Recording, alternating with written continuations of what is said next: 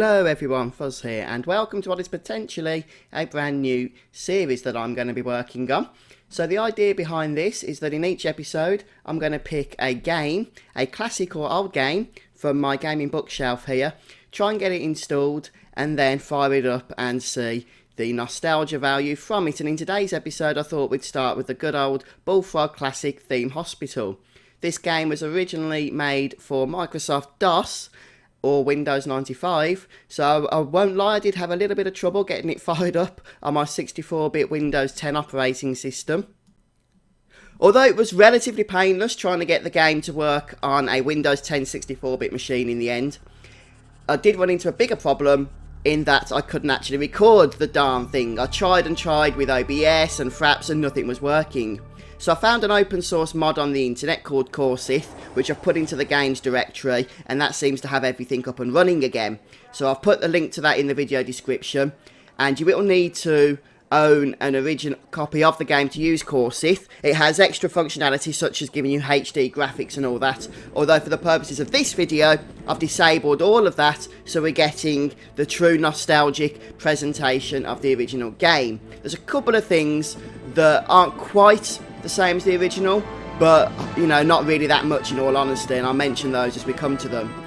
But this is the original intro movie, so I'll be quiet for this and I'll see you on the other side.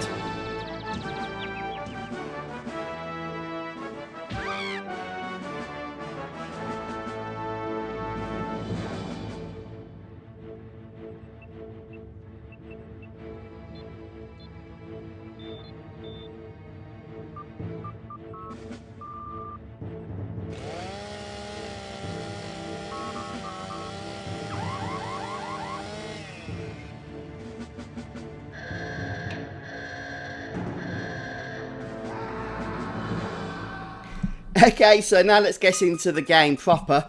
And one of the things that has really changed with the corsixTH mod is the menu system, at least before you start a game. And it's a little bit sad for me because I always remember the professor/doctor guy that had the kick me sign on his back and was a bit of a klutz. So we don't get him, unfortunately, in this modded version of the game. But I've pretty much changed everything else so that it should be true to the original. We get the Monopoly type board here to start our first level, and I've chosen tutorials because it has been a while since I played this game, although I have kept the difficulty on normal. So I used to love this game when I was growing up. So it must have came out when I was about 13, but it kept me occupied for years. It was like the first real simulation game that I ever played, and my sisters used to gather around with me and we had a lot of fun and arguments about whose turn it was to play next. But Bullfrog, who developed this game, they were like to me, I know they probably weren't the first, but to me they were the original simulation developers. At least they made simulation games fun. They came out with Theme Park before Theme Hospital, which was a kind of sequel to that game. And it was just silly and wacky, and it was a whole lot of fun to play. And really, I think it's Bullfrog that ultimately have to be credited for games, even today, such as Planet Coaster and Roller Coaster Tycoon, because they actually really came out of this kind of simulation. And Theme Hospital, the initial name of it, Theme Hospital, sounds like it, you know, it's not really the most exciting game in the world. But again, it's such a wacky and fun game, fun simulation, that you could literally keep you occupied for hours, and you could just, you know, move around your screen and just watch all the different things that were going on. The general premise is pretty much, you know, nothing surprising. We build a few rooms, put a few staff in, and try and make money from the patients that come and get diagnosed and healed. So to begin with, what I do is put a GP's office in. Well, actually before that I put the reception desk down, since patients do need to register before they can actually receive treatment. And the music, the nostalgia. Anyway, we get a GP's office, and this will begin the diagnostic process. So basically for every patient you have to diagnose them, and then once they've been diagnosed enough that you know what you need to do to cure them, they will go to the required treatment rooms in order to have their illness removed, so to speak. But of course the illnesses in this game, they're not real, they're just silly and stupid and funny. And we'll see some of those as the patients come in. But what you can do here is just select how good the doctors are. Obviously, the bigger that green bar, the more proficient they are, but the more expensive they are to hire. I usually just go for the most expensive but most reliable doctors. So the way that you make money in this game is a little bit different. You do make money from healing your patients, there's no question about that, and diagnosing them. But the bulk of your money, really, at least to begin with, is going to come at the end of each year. And depending on how well you've done throughout that year, you know, how many patients you've cured and how many you haven't killed, will increase the types of rewards and awards and all that good stuff, which in turn gives you bigger cash bonuses to continue on throughout the next years. So we built our GP's office here, which is our initial diagnostic room, and now we're going to be building a pharmacy. And the pharmacy doesn't need to be massive because it only has one item in it, apart from the optional extras like radiators and plants. But I always stick a couple of radiators in the rooms, as well as a couple of plants, because that just keeps your patients warm and happy, as the case may be. And unlike most simulation games, you generally do all your building at the start, or at least the vast majority of it, before you actually even open up. You can see we've got that kind of timer clock thing on the left hand side, the red pie chart or whatever it is, and as that starts to move or fill up, then it moves closer to our opening time. So we have to build within that time scale. Now we can carry on building afterwards, but we do want to get the bulk of it done in this period. So you do get some funny commentary as well from the receptionist once you put her in. And one of the things that I probably did wrong in this particular hospital, although it didn't really punish me for it, was just go a bit OTT with how much I actually built. I put multiple beds in the wards, you know, lots of toilets, things like that, which I probably didn't need, and it cost me more than I really had to spend. But I like to go for the full works. So here we're building our next room, which is the psychiatry, and you know, as the name suggests, this is where people that have a few non-physical issues can come to get cured. And there are some funny illnesses in this section, which we'll see as we go along. But things like the bookcase and that are all optional. They do cost a bit more. And I'm not exactly sure what benefit they have, but I still like to put them in and just make things look a little bit pretty. And you do get some limited options with how you can turn objects around, but you know, at least you get those kinds of flexible means of putting stuff into your hospital. One thing I would recommend doing a little bit differently than I've done is to build all your rooms, but then don't bother putting the staff in until the end, because right now they're all getting paid when the hospital's not even open. And as you can see, the doctor's got those 3 kind of diplomas that I'm just mousing over, and that shows any special skills that doctor has. This one has none. So we need to hire another doctor that has the psychiatric skill, so that he can go in that new room that we've just built. And those books there indicate that those doctors have those skills, that he's a psychiatrist. And I'm just looking here to see if there's any more skilled doctors with that skill, but there isn't, so we'll just stick any of those in. As far as facilities go, for the time being, we have the staff room and the toilets, and both of those are obviously very, very important. I'm deciding not to build a massive staff room here, although I do recommend that you try and get a couple of sofas in, a couple of settees, because one of the means of your staff recovering, perhaps the best means, is that they just sit down, and that reduces their tiredness levels. If they come into the staff room but can't do that, then they're going to be in there for a while waiting. So in this case I don't actually do so, I only put one sofa in because I only make a small room. But it's definitely something I've learned going forward.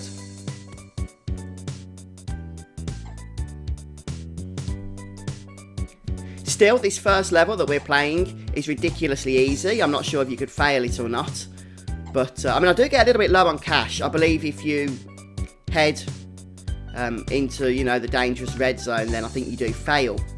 But although I got close, I think I get to about 6,000 at one point, you know, I do manage to claw that up quite quickly again. So the game does get progressively harder. I don't think, believe it or not, as much as I played this game when I was younger, that I ever actually managed to complete it. Some of the last levels were just ridiculously hard and challenging. But maybe some of you guys did complete it. If so, let me know in the comment section, because I'd be interested in hearing that. So we go for 4 toilet cubicles here.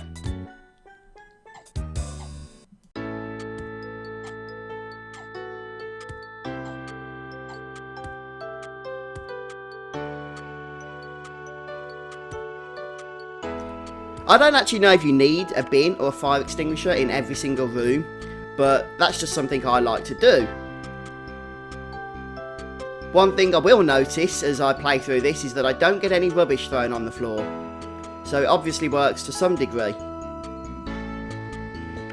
So just having a look at the diagnostics and treatment rooms here to see what we can build next.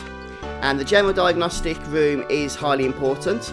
Basically, the more rooms you have to diagnose your patient's illnesses, then the more likely you are to be able to find a cure for them. Now, sometimes you won't be able to diagnose a patient 100%, and you'll get the option of just trying to cure them anyway.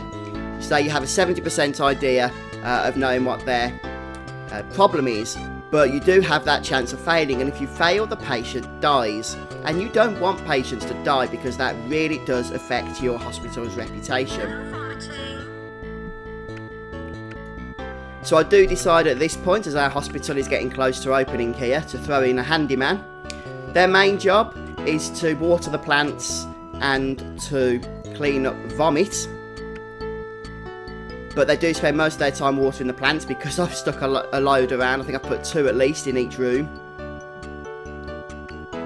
So I'm just trying to rush to get some more of these things in before the hospital opens, which it's about to.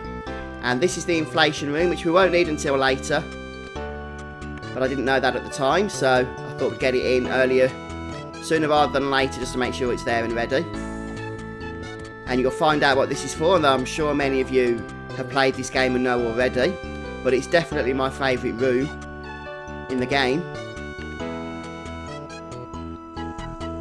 And it's the cure for bloaty head. And you don't have to build rooms, by the way, at the walls. You can build them just, dead in the centre of the rooms, the main hospital rooms, if you want to. But I like things to look neat and tidy. And the hospital is open. Bring on the onslaught of sick people. That said, there is a few bits that I still need to do before we're totally ready. Of course, the patients are going to be making their way in now. So we're down to 20,000, or just under 20,000 US dollars here. And I've decided to go for 4 beds for the ward, which is pretty much overkill, to be honest, and these things aren't cheap either. So just start off, with 1 or 2, really just 1. You can always add more later as long as you've made your room big enough. There's no reason to put so many in at once. And I've definitely, learned that lesson going forward now.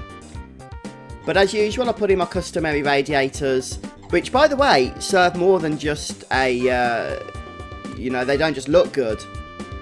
They do actually have a point in keeping your patients warm, and if your patients are too cold or too hot, then they will start complaining. But you can actually adjust the power going to the radiator, so you can't really build too many, but you can build too few. When you bear in mind that this game is just about coming up to 20 years old now, it actually looks really good. I'm running in 640 by 480 resolution here, so not quite high definition. And as I said earlier, you can play it in high definition using the mod that I have installed. But because I really wanted to capture that nostalgic feeling, I decided to stick with the original graphical settings. But even so, as I was saying, it does look pretty decent. So I've got all the rooms built that I want to build, at least for now. Which means that I'm just going to start by adding a few other bits and bobs around the hospital itself. A couple of drinks machines, which are actually Kit Kat drink machines, so a little bit unusual. But then everything in this game is just a touch unusual, isn't it? And of course, more radiators, fire extinguishers, bins and plants. And who is that guy? He's just come in and vomited in front of our receptionist and walked away. Fortunately, we have our handyman here to come and clean up the mess. But not off to a great start there with that. But all in all, this place looks nice and calm and relaxing, doesn't it? It's like the polar opposite of the NHS. The staff all look calm, they're not overworked, there's hardly any patients. Although in all fairness, things do pick up a little bit later on. But for now, we're just taking it easy.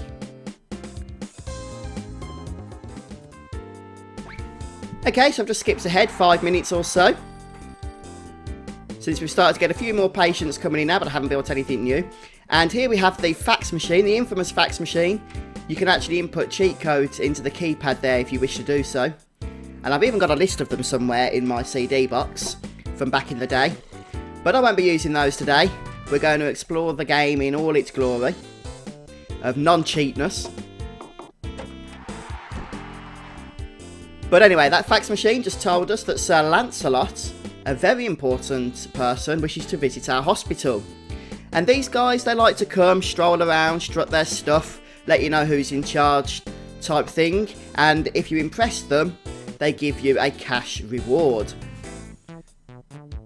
So once you've accepted the VIP visit, I think they come either the next month or the month after, just to give you a bit of time to make sure things are cleaned up correctly.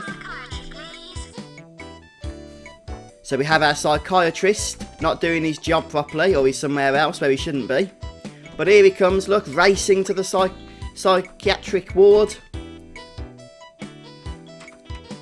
And in comes our patient with, I think, a condition known as TV personalities or something like that. Giving them delusions that they can actually present a cookery show. Yeah, that's the type of conditions you have to deal with in this game. So our funds are running down, but we do start to get more patients in as the time progresses here. And we just have to make sure that we have all the facilities to cope with the extra influx of patients as they start to make their way here. But looks like our GP is pretending to do stuff on the computer. And we've discovered a new condition, the uncommon cold, caused by small particles of snot in the air. How lovely.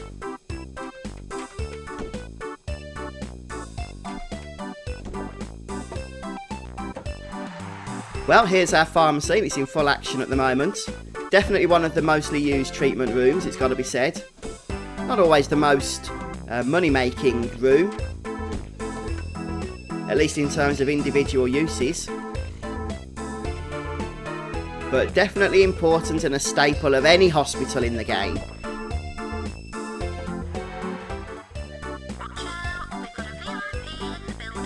So here comes the VIP, Sir Lancelot Sprat. And as you can see, he's very prim, very proper. And he just likes to have a nose at what's going on. Pokes his head into places it probably shouldn't be going. Such as, you know, into this GP's office here.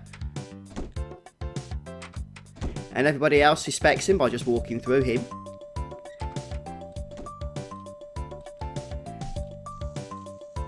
So he'll just stroll around because, you know, if you're a VIP, what else are you going to do apart from visit hospitals? And it looks like something else has happened here. There's TV personalities. Don't know why I mentioned that earlier. But a trained psychiatrist should be able to fix that for us. Delusions of being able to present a cookery show. Well, I think I've sort of got that myself. I have delusions of being able to actually cook. Although it never seems to go right for me when I try to do so.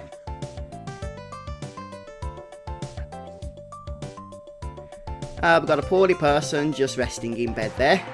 Looks like things are running nice and smoothly. And I was mistaken. Somebody did throw a bottle on the floor despite all those bins being placed over the place. And a new condition here known as the squits. And it's caused by eating leftover pizza found from under the cooker. I eat leftover pizza all the time. Well, there you go, I've learned not to now. The educational value of the Bullfrog Game Theme Hospital. And it looks like here we have our first case of bloaty head syndrome. One of my favourite conditions in the game. It's absolutely hilarious.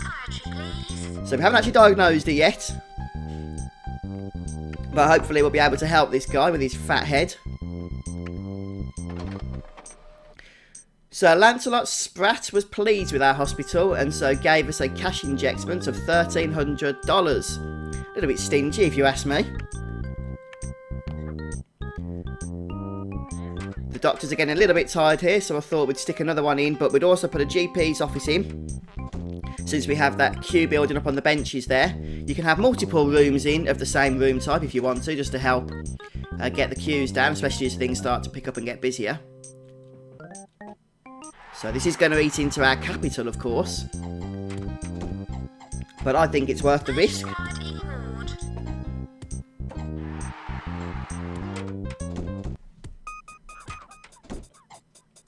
And with that extra doctor I've just placed, we should be good to go with that. Yeah, let's put you in there.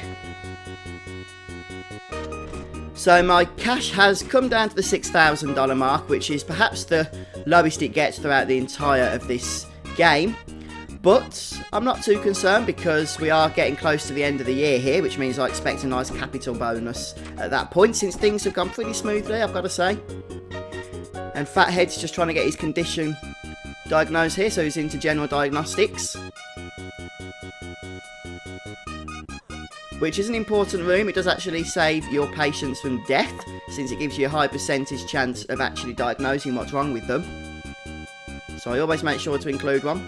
Plus you get some extra money as well, don't you? And who's going to say no to that, eh? And he's going to have to go back to the GP's office now for a final checkup before going through the unfortunate process of having a normalised head. So we've cured 12 patients now. And I think that's close to what it is we actually need to cure for this level, which I think is about 15 perhaps. Or maybe 20, I can't remember, but there we go, we've discovered a new condition. It's very uncomfortable for the sufferer, that's the symptoms. So if you're in a state of being uncomfortable, there's a chance you have bloaty head. One of the things I would have loved to have seen is a true sequel to this game.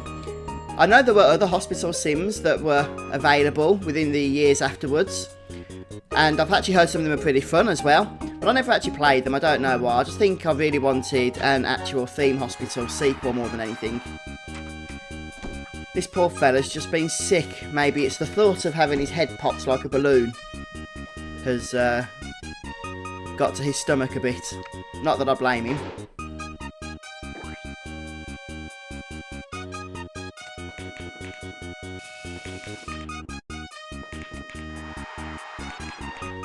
And you do get a nice amount of cash, look, for that treatment. So how many of you guys have played Theme Hospital, by the way? It was definitely a popular game back in the day, so I'd imagine a good number of you have. But let me know in the comments. And let me know as well, if you haven't played for a while, if this is rekindling some of those memories. Is it what you remembered it to be? Or is it a little bit better, a little bit worse?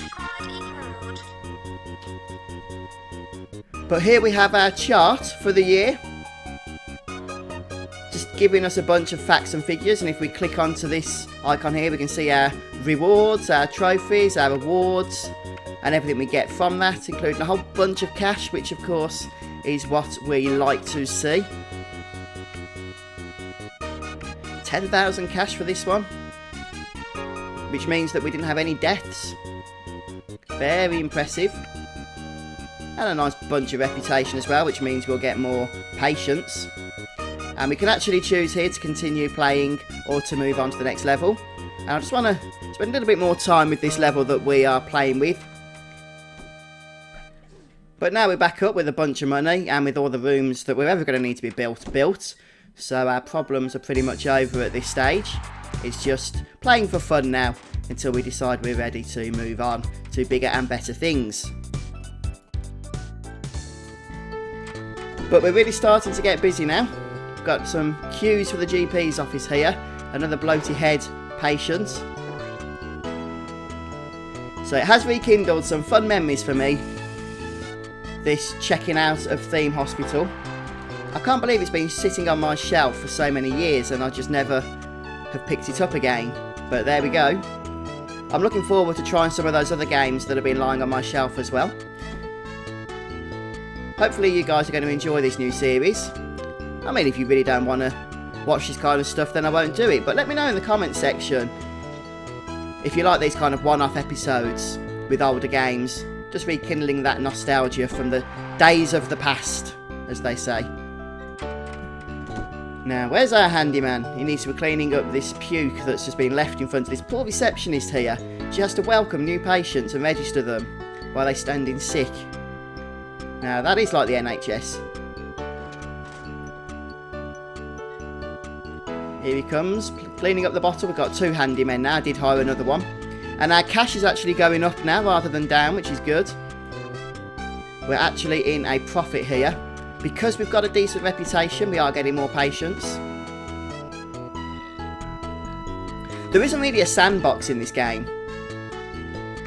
It is just a kind of career mode. And this is one of those heat maps I was telling you about, where you can adjust the price of or the amount of power that goes to your radiators and how much you spend. But don't just max that up because people will be too hot.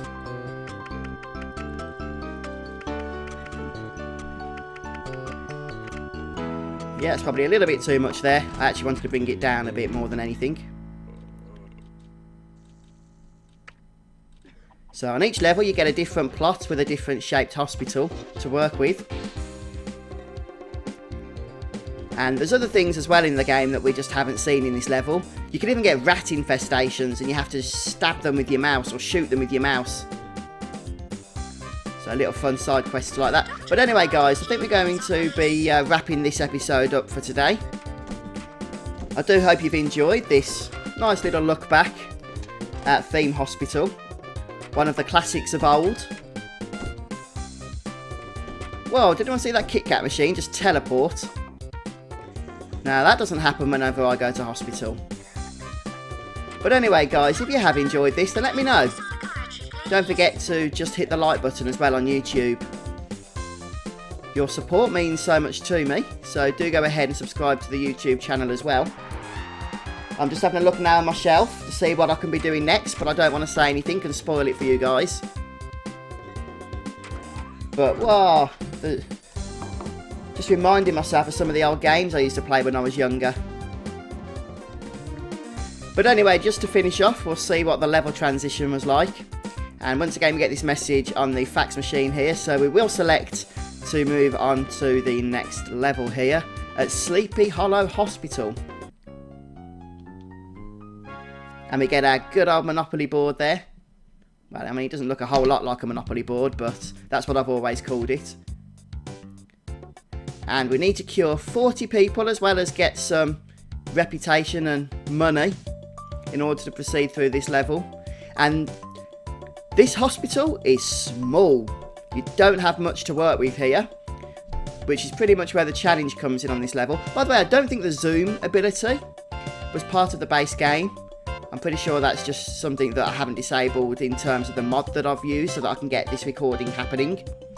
But anyway guys, I am going to finish things off there, so let me know what you thought of this, and if you want to see more of these kinds of episodes in the future. Thanks for joining me, and I'll see you soon for whatever game it is I pick next. I haven't decided yet, but come back and join me for that. Take care guys, bye for now.